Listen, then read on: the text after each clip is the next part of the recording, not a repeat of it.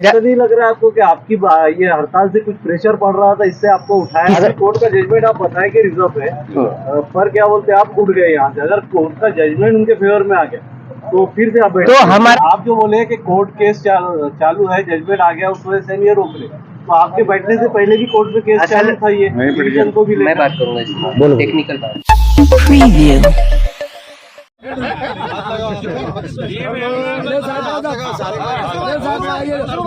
इधर इधर देखो, अरे इधर देखो, इधर देखो, इधर जाओ, इधर जाओ।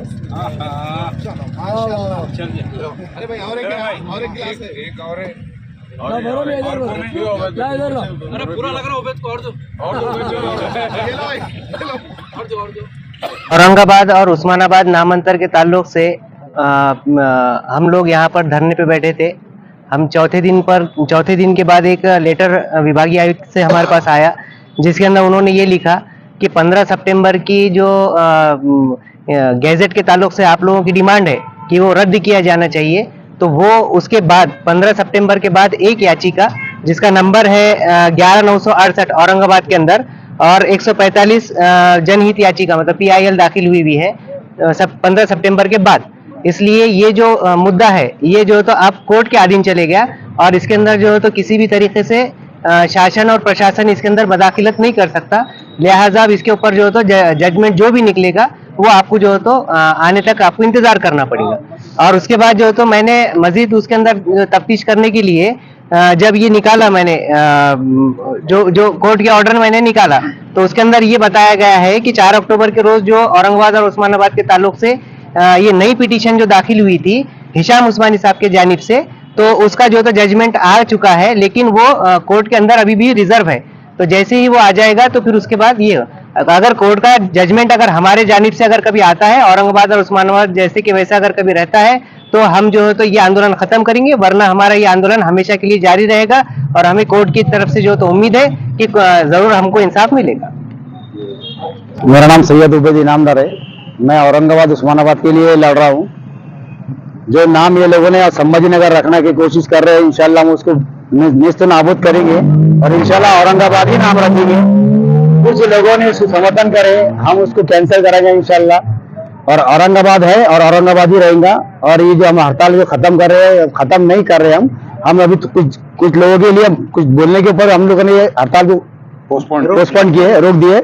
लेकिन इंशाल्लाह कुछ दिनों के बाद फिर हम दोबारा इंशाल्लाह मैदान में उतरेंगे इंशाल्लाह तक औरंगाबाद और उस्मानाबाद के नाम के लिए। चाहे हम उसके लिए हम हमारी जान की नदी हम कुर्बान करेंगे इंशाल्लाह औरंगाबाद के लिए। कोर्ट केस तो पहले से भी चालू था आपके बैठने से पहले, तो जब आपने क्यों नहीं रोका? नहीं तो शिंदे सरकार ने जो तमाशा करी है 15 तारीख को आके, हम उसका इंशाल्लाह मुंह तो जवाब देंगे हम इंशाल्लाह ताला। आप जो बोले कि कोर्ट केस चालू है, जजमेंट आ गया, उस वजह से हम ये रोक ले, तो आपके बैठने से पहले भी कोर्ट में केस चालू था, ये पिटीशन को भी मैं बात करूंगा इसमें टेक्निकल बात। इससे पहले जो पिटीशन जो दाखिल करे हुए थे 2, 4 और 2, 6 के लगभग जो तो पिटीशन दाखिल करे हुए थे पुराने, तो ये उसके बाद जो तो जो 30 सितंबर के रोज जो जजमेंट आया था, उन्होंने उस वक्त ये बोले थे कि भाई जो सरकारी वकील है उनका ये बोलना था कि हम ये जो तो नाम बदलने की किसी भी तरीके की कोई पक्ष में नहीं है। इसलिए जो तो जज ने ये बोला था उस दिन का कि भाई जो भी ये नामांतर का मामला है विभाग और तालुके के लिए, अगर ये लोग बदलना नहीं चाह रहे, इनका कोई इरादा नहीं है अच्छी कंडीशन में बदलने का, तो तुम अपन इस बात पर जो तो बहस करके क्या फायदा है, इसमें अपना वक्त बर्बाद होगा। लिहाजा इस बार हम जो तो ये मुद्दे को हम तो टेम्पररी जो तो वो कर लेते हैं। अगर कोर्ट का जजमेंट आप बताएं कि रिजर्व है, पर क्या बोलते हैं, आप उठ गए यहाँ से। अगर कोर्ट का जजमेंट उनके फेवर में आ गया तो फिर से आप तो हमारा जो तो आंदोलन यहाँ से आगे पूरा के पूरा चालू रहेगा। ये वक्तिया तौर पे स्थगित है। क्यों? तो नहीं लग रहा है आपको कि आपकी ये हड़ताल से कुछ प्रेशर पड़ रहा था, इससे आपको उठाया? किसी का कोई प्रेशर नहीं पड़ा, अल्हम्दुलिल्लाह अच्छे से सब चला। यहाँ पे ऐसा कोई दिक्कत की बात नहीं है। आज भी हम लड़ने के लिए तैयार थे। आज भी आपके आंदोलन की वजह से सरकार पे कुछ असर हो रहा था? असर हुआ, तभी तो उन्होंने पिटीशन नंबर के साथ हमको एकदम क्लियर पत्र जो है तो हमको दिए।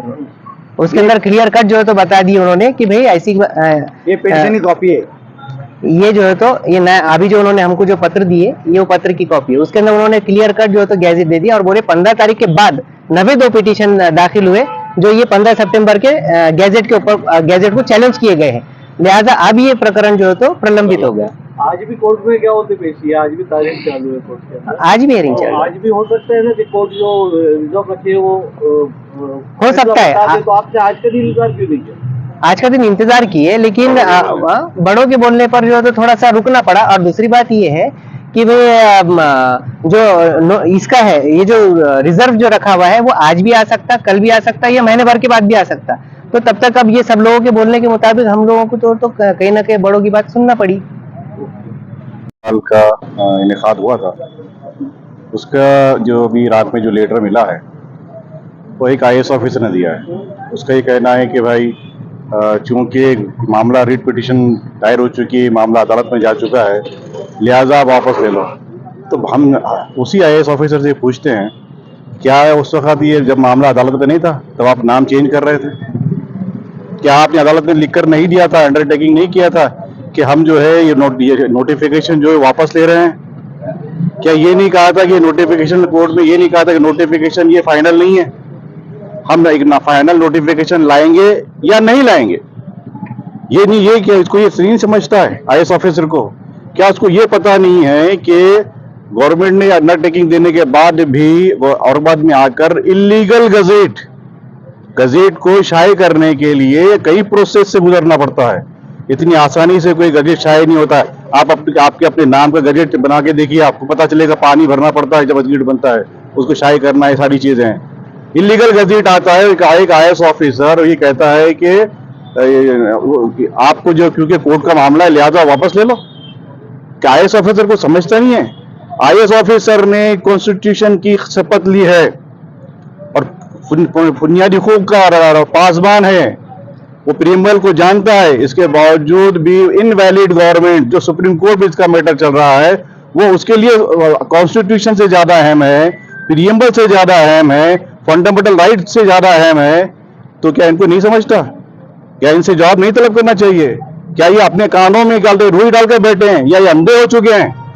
तो हमको इनको जगाना भी है और इनको होशियार भी करना है कि आप इस तरह की हरकतें करेंगे तो हम उसका मुंह तोड़ जवाब देंगे इंशाअल्लाह। उवैद इनामदार और अंजार कादरी तो पहले पिटिशनर है। इन दोनों ने जो मेहनत, जो नौजवानों ने जो हिम्मत और हौसला दिखाया और 4 दिन से जो डटे हुए हैं, अपनी बात प्रशासन तक लेकर गए हैं और प्रशासन को एक लेटर इनको देना पड़ा है, इस बात की गवाही देता है कि इनकी जो कुर्बानियां हैं वो कबूल हो गई। हम सब जो है आइंदा जो है हम सब नौजवान जो भी हैं, हम सब इनके साथ देंगे और जब भी जरूरत पड़ेगी तन मन धन से हम आपके साथ हैं। उवैद साहब और अंजार साहब, बहुत शुक्रिया।